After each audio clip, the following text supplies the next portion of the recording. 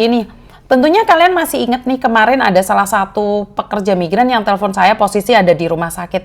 Dengan jelas saya menanyakan apakah dia sudah menghubungi agennya atau tidak. Dan di situ terekam dengan jelas bahwa agennya tidak menghubunginya. Tetapi setelah berhubungan dengan KJRI, agennya datang dan sangat baik lagi dan ramah. Maksud saya adalah agen ini terus membuat klarifikasi yang mengatakan bahwa dia itu baik,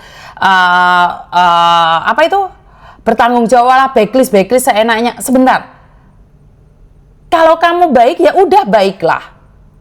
Konten saya itu cuman per case. Kalau kamu menangani dengan baik, ya udah diem, nggak usah semakin pembenaran gitu loh. Saya lihat kontenmu juga lucu gitu loh. Saya juga nggak kenal kamu loh. Saya juga nggak tahu bahwa anak ini adalah anak buahmu. Saya nggak ngerti. Karena saat dia sakit itu dia telepon saya posisi live. Saya tidak ingin menyalahkan. Bahkan anak-anak saya pingin komen di situ, tapi saya bilang jangan komen. Jangan ikut campur. Jangan sok tahu, diem, udah biarkan case by case.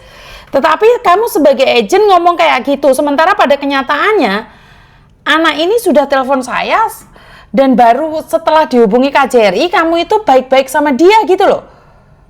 Dia kan takut dengan pembayaran di rumah sakit satu harinya itu 5.000 gitu loh. Saya dari awal sudah bilang nih, apakah yakin sudah menghubungi agennya? Dan dia bilang yakin, ada di konten gitu loh. Posisi saya live. Jadi saya nggak ngerti. Kalau kamu panik, semakin klarifikasi, orang akan mengidentifikasikan siapa dan bagaimana gitu loh. Saya bukan menjadi toksik, saya juga nggak tahu itu kamu. Saya nggak tahu itu adalah agenmu. Saya kenal kamu, tapi saya itu nggak ngerti lah kalau dia itu adalah anak buahmu. Kalau aku tahu dia anak buahmu, aku akan menghubungimu.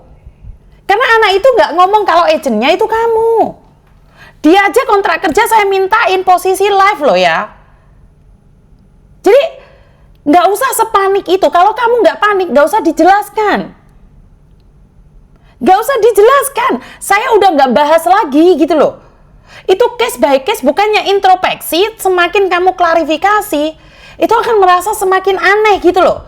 Kemana aja sebelum saya lapor sama KJRI. Kalau kamu tidak merasa di backlist ya udah gitu loh. Santai aja kali. Saya tuh nggak ada menyerang siapapun.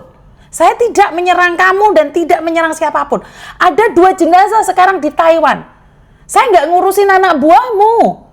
Saya dapat informasi langsung saya laporkan KJRI, selesai, urusan saya selesai.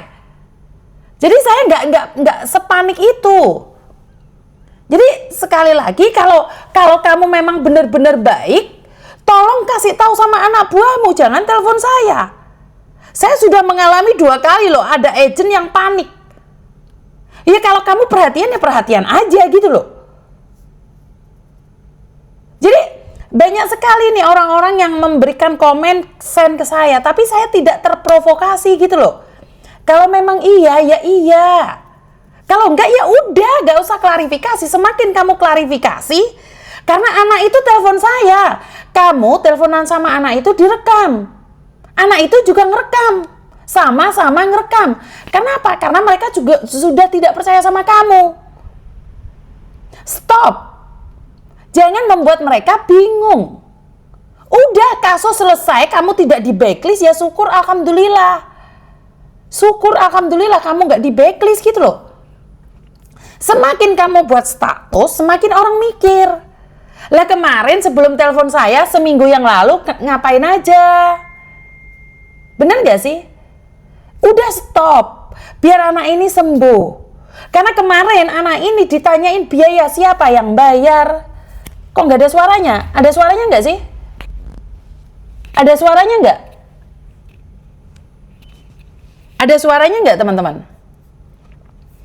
Jadi nggak usah lah kebingungan seperti itu. Ngerti nggak? Yo sing gak ono suarane berarti handfree-mu rek. Handfree-mu wis ngelek njuk banting wi. Handfree-mu njuk dibanting wi. Ada suaranya ya? Oke.